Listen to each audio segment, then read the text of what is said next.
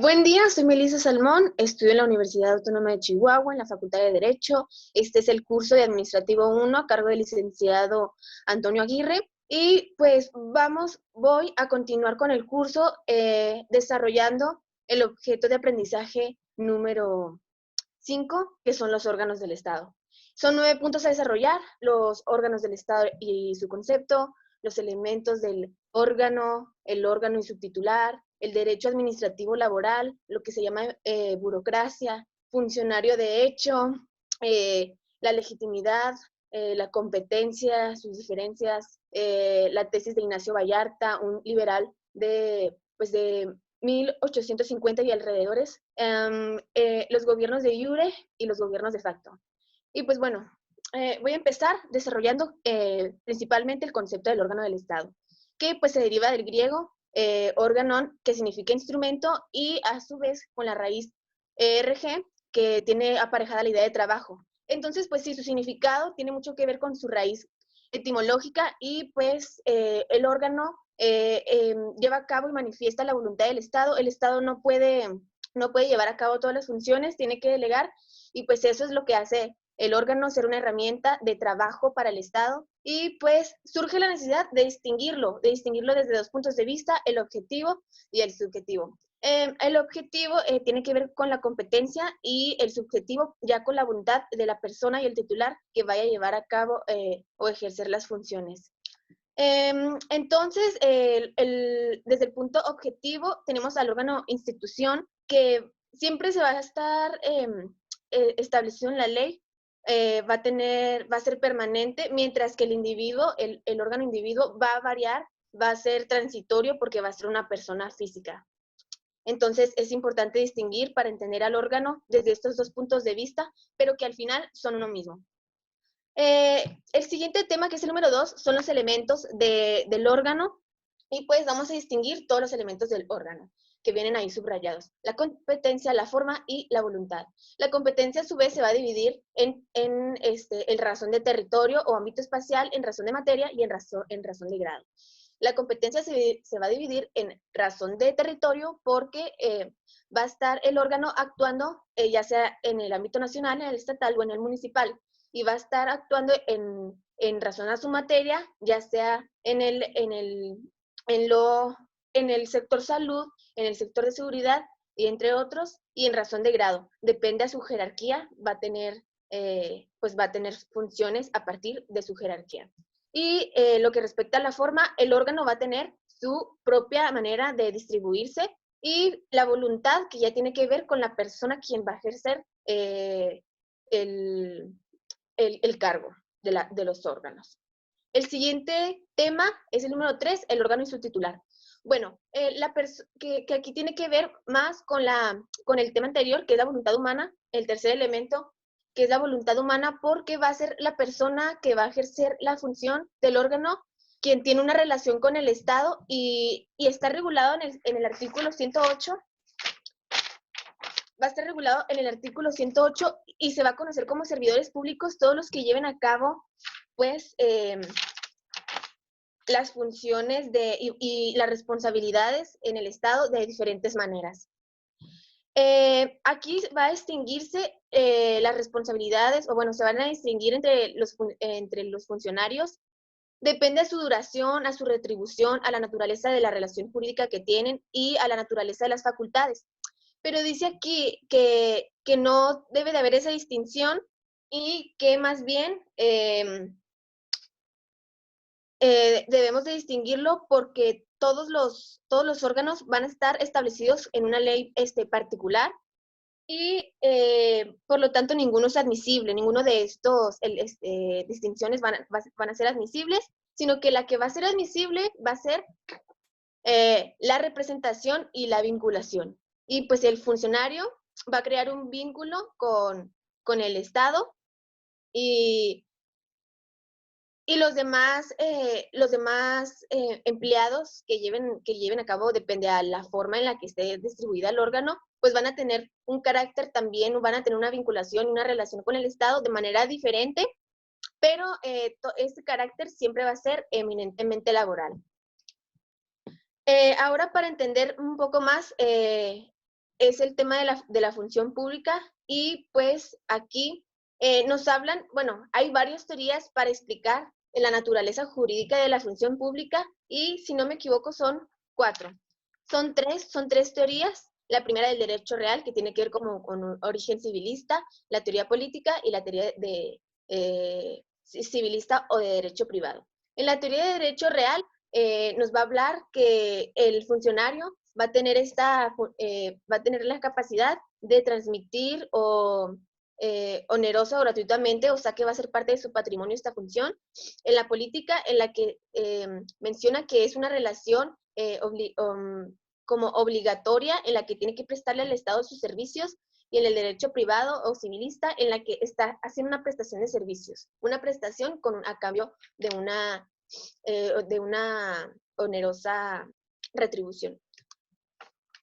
Entonces, estas teorías de la función pública quieren explicar la naturaleza jurídica del Estado, y también explican que deben de descartarse y que deben de entenderse, o sea, porque no pueden entenderse como un derecho privado o como figuras parecidas al derecho privado. No puede distinguirse aquí tampoco como el mandato, en la que el Estado va a ser el mandatario y el funcionario el, o más bien el Estado no puede ser el mandatario y tampoco puede haber una prestación de servicios. Se tiene que descartar este origen o esta naturaleza, y, y deben de explicar que la función pública va a tener origen pues en el nombramiento, en la designación o en la elección. El siguiente tema es el derecho administrativo laboral, y pues va a explicar que esta rama del derecho administrativo es finalmente el conjunto de todas las personas que están trabajando para el Estado, lo que se le llama burocracia, todos los empleados y funcionarios y empleados. Y entonces divide aquí una serie de trabajadores de los estados, desde los altos funcionarios hasta los empleados y trabajadores para el Estado. Entonces lo divide en una serie de grupos, en 6 grupos, y todos ellos están regidos por leyes de la Ley Federal de los Trabajadores al Servicio del Estado. Y en un aspecto general van a estar también regidos por el 123 constitucional, apartado B, pero a su vez van a estar también regulados por la ley general, por la ley federal del trabajo, y incluso menciona los trabajadores de confianza, y pues tiene toda una división y regulación desde los altos funcionarios hasta los trabajadores del Estado.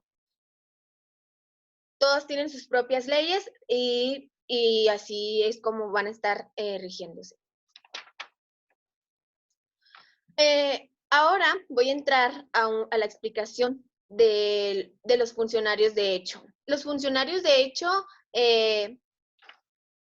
como hemos venido viendo, los funcionarios deben de tener un nombramiento, ya sea por elección o designación, y tienen que tener una serie de requisitos que están regulados también por la ley.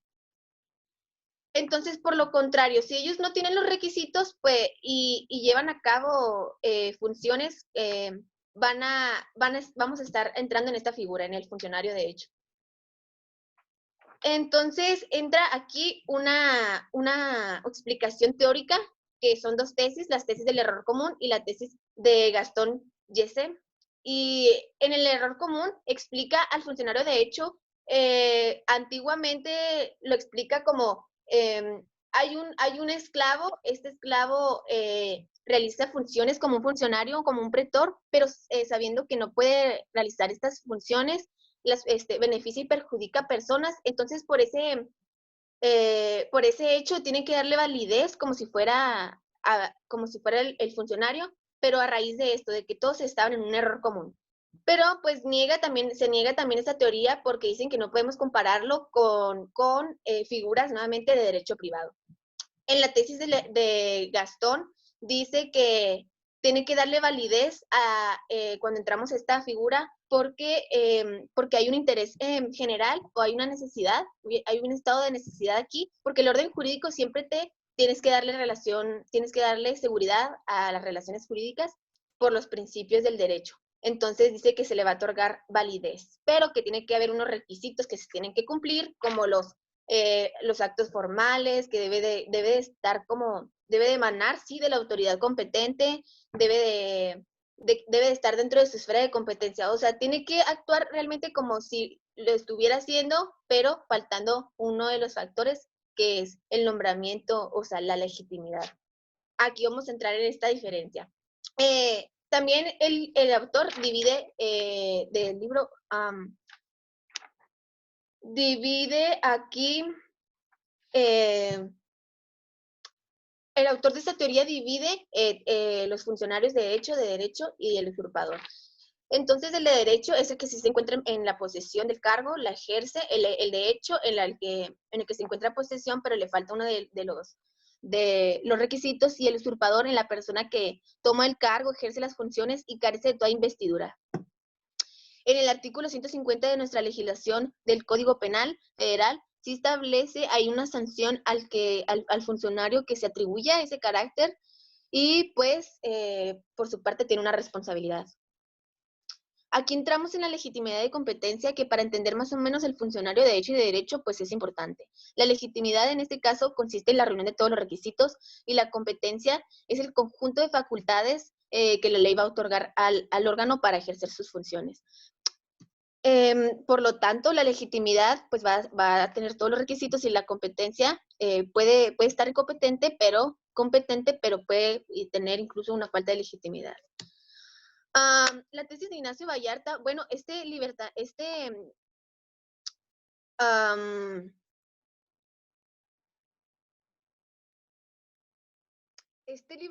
que nos explica desde el cargo en el que tenía en su época, lo que pasaba con esta legitimidad y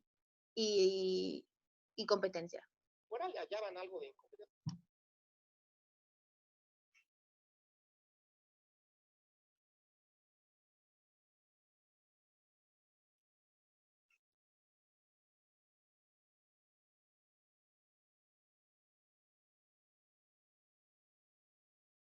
De asuntos políticos ni de asuntos electorales, no pueden. Para eso es otra vía, no en la Suprema Corte.